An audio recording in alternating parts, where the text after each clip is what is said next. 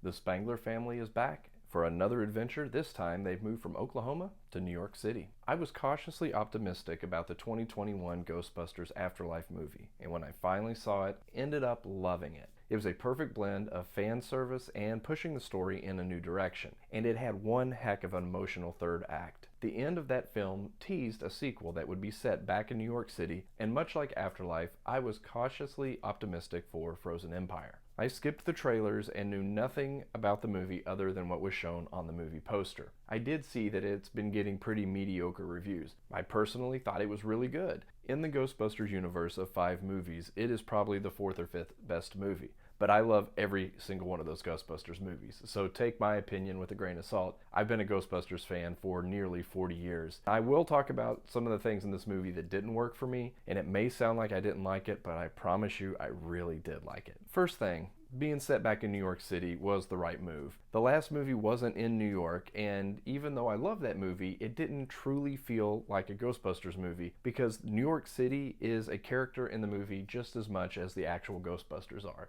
It was great to get back into the firehouse and see parts of it that we've never seen before. And the movie is packed from beginning to end with cameos. And even though I don't think most of those cameos were necessary at all, they didn't do anything other than give us some nostalgic fan service, it was still nice that they were there. The new mayor, who happens to be one of those cameos, didn't feel like he had nearly the authority of the mayor from the first 2 films, and he wasn't nearly as intense or hateful as I really wanted the character to be. They could have cut him out of the film completely and it wouldn't have changed anything, but it was still nice to see him. It wasn't just that one cameo that wasn't needed. There were just too many characters in the movie in general. It almost felt like an Avengers movie where there's 75 characters and none of them get nearly enough story or screen time. And both Lucky and Podcast from Ghostbusters Afterlife are back, and I guess these 2 teenagers moved from Oklahoma to New York City to help out the Ghostbusters. Makes perfect sense. And while I like both of those characters in Ghostbusters Afterlife, I didn't need to see them here. I just don't feel like they added anything to the story. I would have preferred that their screen time went more to the main cast to give them more to do. And Finn Wolfhard, who starred as Trevor in Ghostbusters Afterlife, and I really liked in that movie, he just feels like he has a smaller role and not nearly as much to do in Frozen Empire. Paul Rudd was the lead, and he's likable as he always is. McKenna Grace was back as the youngest in the Spangler clan, and she stole a lot of the scenes that she was in.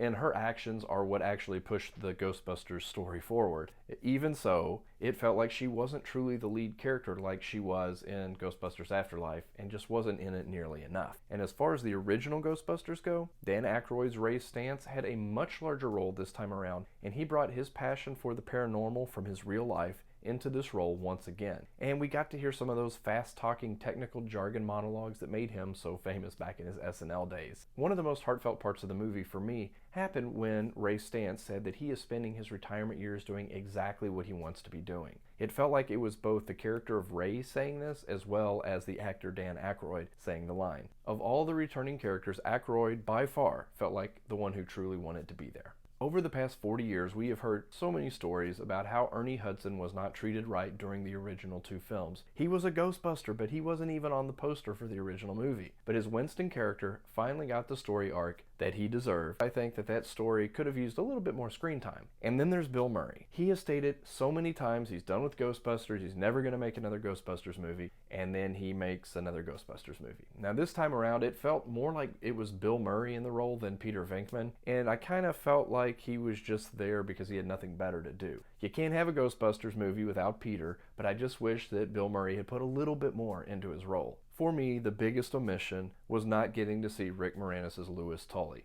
Now, over the years, he has become my favorite character from the first 2 films, but he gave up acting 2 decades ago, and he stuck to his guns, and he has not acted in anything since. I wish at least that they would have given him a shout out or mentioned what his character was up to now. There were other callbacks and cameos, but I'll leave those as surprises. The story this time around had quite a bit of mythology, and it was overly explained. There were a couple of scenes of exposition that were fine, but they felt like a little bit too much. As the story unfolded and the big bad guy shows up, I started to compare him or it to previous villains, and maybe other than Ghostbusters 2's Vigo the Carpathian, this time around the guy might be the scariest and most intimidating bad guy in the series. Of course, it was all CGI, but just the idea of the power that he had and the way that he looked would scare just about anyone. Now, the story started to explore some pretty interesting topics, like what happens to ghosts once they are captured in the Ghostbusters traps. But unfortunately, none of those interesting ideas were really explored in depth. And once again, I found that the mini Stay Puft Marshmallow Men were unnecessary. Each time that they were on camera, they were doing wild and cute things, almost like little minions, but they didn't really aid or deter from the story at all. They were just kind of there.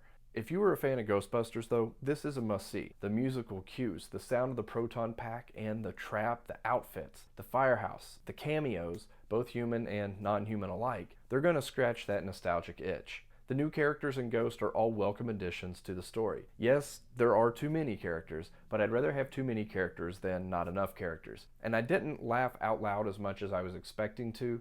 Ghostbusters has historically been a very funny franchise, but I did have a smile on my face the entire movie. The movie balanced humor and drama pretty well. It also balanced horror pretty well. I wouldn't call this a horror movie by any means, but it just hit the horror elements a little bit harder than other movies in the franchise have. But it wasn't just the ghosts that were scary, it was also the giant freeze of New York City that kind of reminded me of the movie The Day After Tomorrow. I got cold just watching it. Ghostbusters Frozen Empire is much better than the reviews. Sure, it has its flaws, and some of the stories don't go as deep as I wanted them to, but I had a lot of fun watching it. It's a big fun action movie, and I can't wait to see it again. Doing an impression of the 2004 movie The Day After Tomorrow. Fishtailing a 10-ton hearse through the streets of New York City. Movies with too many characters. Piles of junk food wrappers. Playing with an ancient brass ball. Selling your grandmother's junk to a pawn shop.